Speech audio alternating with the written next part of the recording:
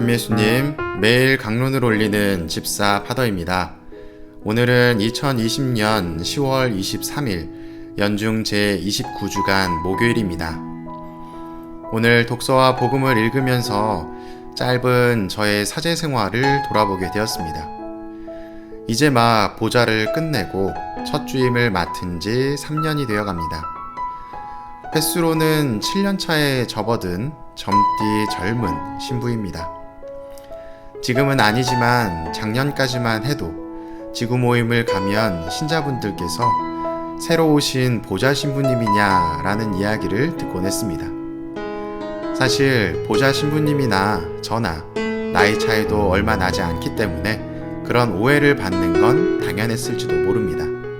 그런데 주임 신부님이라고 하는 호칭이 익숙해져 가는 상황에서 내면에서는 불편함이 있었던 것 같습니다.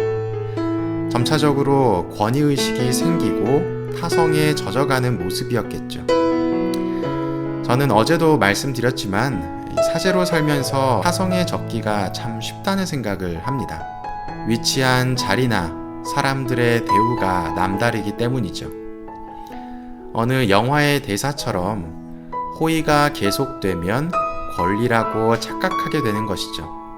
그런 모습을 의식하고 있으면서도 자연스럽게 내 안에 자리 잡혀가는 것을 어쩔 수 없다는 핑계 안에 숨기고 싶은 마음이 듭니다.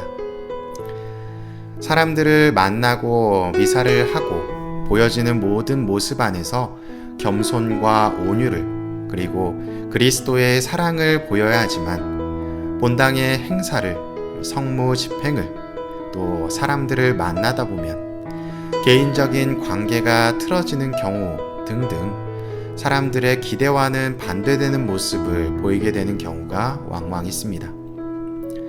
그때 사제는 본당의 다양한 부분에 관심을 보이다가 정작 중요한 신자분들은 놓치게 되는 경우도 맞이할 수 있습니다.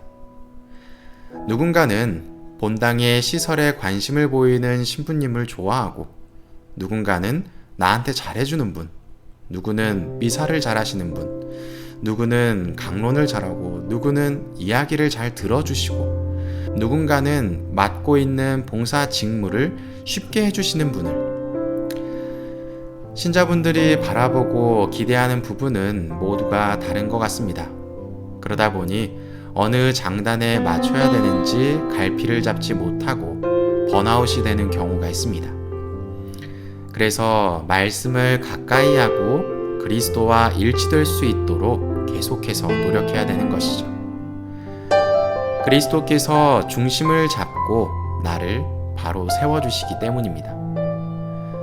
하느님의 말씀을 가까이 하며 나의 삶을 돌아보면 그분의 이끄심을 깨닫게 됩니다. 오늘 복음의 표현으로 비추어 보면 시대의 징표를 깨닫게 되는 것이죠. 반복되는 내 삶에서 타성에 젖어 그리스도를 멀리할 수 있는 상황 속에서 다시 그리스도를 찾을 수 있는 힘이 있기 위해서는 말씀이 중심이 되어야 합니다. 실수도 하고 잘못도 할 수 있지만 그 경험을 통해서 느끼고 깨닫고 다시 돌아올 수 있는 힘이 말씀에 있기 때문입니다. 정신을 차리고 다시 돌아오면 보이지 않던 것들이 보이기 시작합니다. 내가 잘났다고 나 잘난 맛에 살던 모습이 아니라 내 주변에 나를 도와주고 이끌어주고 있는 많은 봉사자들이 있었고 그분들이 없다면 나는 아무것도 할 수 없는 사람이구나. 정작 중요한 것은 하나입니다. 양들의 목자라는 사제는 양을 돌보아야 된다는 것이죠. 양들이 원하는 것은 좋은 양식과 질 좋은 울타리가 될 수도 있겠지만 자신들과 함께할 수 있는 따뜻한 마음을 지닌 목자일 것입니다.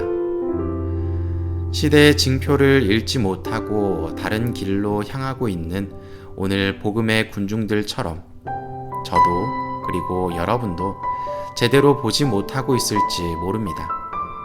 여러분을 불러주신 그리스도께 응답하는 삶을 보여주시면서 하느님 안에서 일치된 존재로 거듭납시다.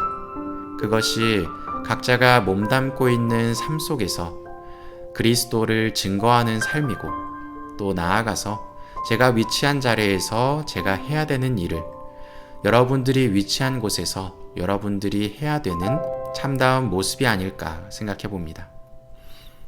사랑합니다.